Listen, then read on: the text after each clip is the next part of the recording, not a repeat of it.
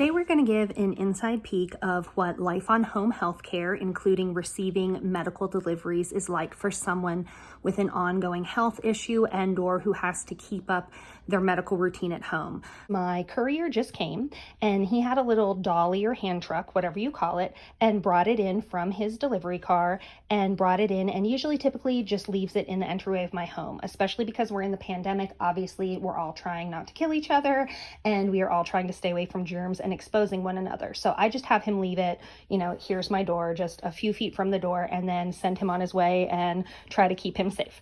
So below right here is the disposable freezer, which has all my TPN and the disposable ice packs. And then this box here above has all the tubing and all the non-refrigerated items that pertain to the TPN infusions, as well as all my chest port supplies. And we will show you in just a moment the next step of what we do when we get my weekly delivery. Okay, so sometimes if I am home alone, obviously now we're in quarantine and everybody has a buddy to help them, but just to kind of give you a more realistic view of what a day-to-day life would be like for a home healthcare patient, I sometimes am able to access my medications, especially if I'm running low on something and I'm waiting for the delivery. So when you open up the box, this is what it looks like. I have saline. It looks like a lot, but that is actually like just barely enough to get through a week because you always have to flush your port. Then this is tubing, this big bag for my nightly TPN infusion. This is my anti-nausea medication, the vials and syringes that go through my port to help me with that. This is about a week's worth of heparin, which helps you not develop a blood clot and keep your blood thin that you also have to infuse through your port to prevent. I just brought in the medical delivery that comes in the mail from the out-of-state medical supply company, and this is my monthly supply of both catheters and ostomy. There is already a video on here about how I prepare for a shower with my ostomy bag, so if you want a little bit more information of what's inside these boxes, just find that video on our channel. Okay, so we showed how the delivery arrives, where it comes from, what's in it. So then the next stage is the putting it all away, unpacking it all. The delivery company literally just delivers it, but it is the patient or the patient's family or caregiver's entire responsibility to sort it, unpack it, put it away, figure out where to put it and how to organize it. I personally have made a little station in my living room area. Got these cute little baskets, Pioneer Woman at Walmart, love it. And I try to keep everything organized. Anybody who knows me knows I like organization. I like things to be good to go and easily found. It also helps my home health nurse because if she is here to do any type of thing, she has learned where everything goes. So she'll go, ooh, I need one of these. Ooh, I need one of these. And it also makes life easier on your caregivers and your home health care nurses and people that are assisting you with anything medical related. So I've showed you guys the boxes. This is the non-refrigerated things from the local medical supply company. So it is on the patient to sort it all out, put it all away. Right now my fever broke. Today I'm not puking. Those are two amazing things, thus the pep in my step and the more energy in my voice. However, imagine if I had just gotten out of the hospital, if I had just had an open abdominal surgery, of which I've had several over the past couple years, if I had a drain hanging off of me, which I have come home with double digits of times in the last several years, this that looks so easy, just moving back and forth, putting stuff away, would be a near impossible task. So I am lucky that I have help. I have a supportive partner. I have somebody to help me here. Not everyone is that lucky, and I just really think about and feel for people who maybe both members of a couple or a household are disabled or have limitations due to injuries or other situations. Who is doing this for them? Who is putting this away for them? And also, you need all this stuff. So you can't just go, I'll get to it later. Like, I'm gonna need this stuff in the next hour. So if something's been running low, like for example, I'm almost out of saline for the week. If I'm gonna need to do something that requires saline, I can't just do this later. It has to get done. So as I showed you guys, it looks like a lot of saline, but it's really not. This is just 1 week because you have to flush before and after each infusion, each medication, any kind of anything going on in your port. So this is my weekly supply. It's going to be down to just a few as it was the last time. These little vials are my anti-nausea medication. For me, the only medication that helps lower the frequency and quantity of my very bad vomiting attacks, which is done through my port. This is kind of my port package.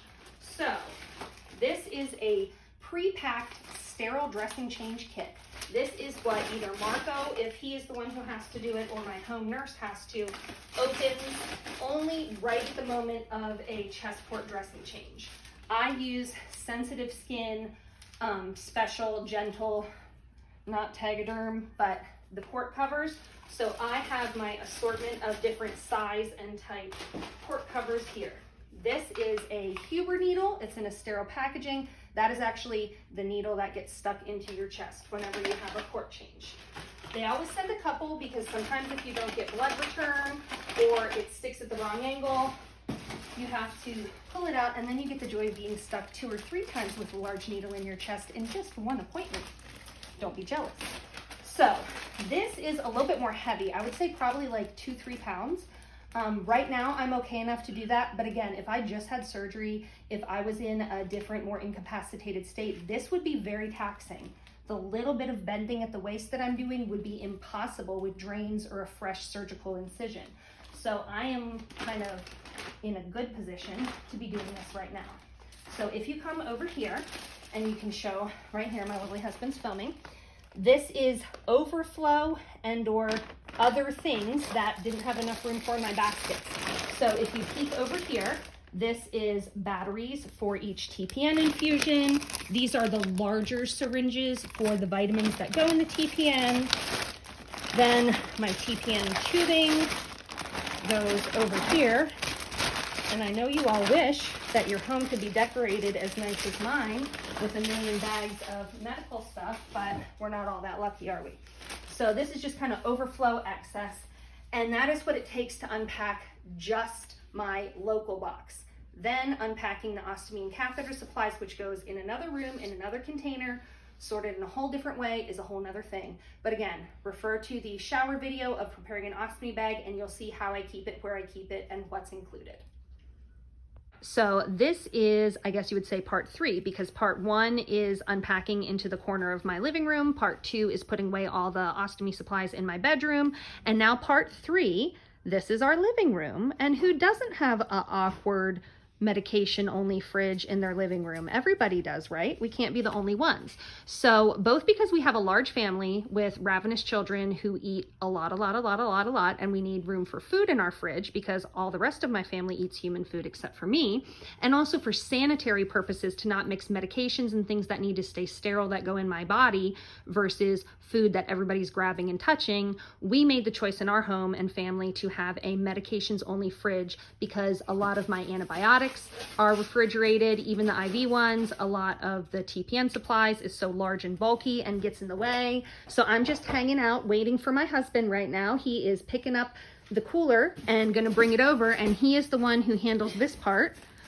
As you can see, the veins, that means this is not light. How much do you think this weighs about, carrying it? 50 pounds. Okay, so por los que hablan español, ven que está muy pesado la caja. Mi esposo, gracias a Dios, está fuerte. Amor, más o menos, ¿cuánto pesa esta caja? 30 kilos. Okay, so we're just gonna do a Spanglish video because obviously you can't do this twice. So he just opened the cooler and then he unpacks all this stuff. So sometimes they like to give us little surprises and they put the non-refrigerated syringes in with our refrigerated items. Why? I don't know. Let's ask them one day. So these are the vitamins that get infused to the TPN. If you have any more questions about TPN, refer to our husband-wife nightly TPN routine video and we'll get more in depth about what each thing is for. This is just the process of putting it all away. So these are the large, like 5-ish pound bags of TPN. That is our lovely medication fridge. I will zoom in there. So just only sterile medical items. I'm sitting on the couch supervising. Estoy aquí en la sofá supervisando. porque eso está muy difícil para mí. Tiene que agachar, tiene que levantar cosas pesados y otra vez si estás recién operado o estás muy incapacitado y débil, tú solo, ¿cómo vas a hacer eso si alguien no te ayuda? Si no tienes pareja, si no tienes asistencia o alguien que te eche la mano, algo que se ve fácil por una persona sano puede ser muy, muy difícil por alguien enfermo. So for my English speakers, basically what I'm saying is just repeating once again, if you don't have help, if you are in a more fragile, incapacitated state, how do you get all this done? I have to eat. I have to have nutrition to survive and fight my disease and infections and stay alive like any other human.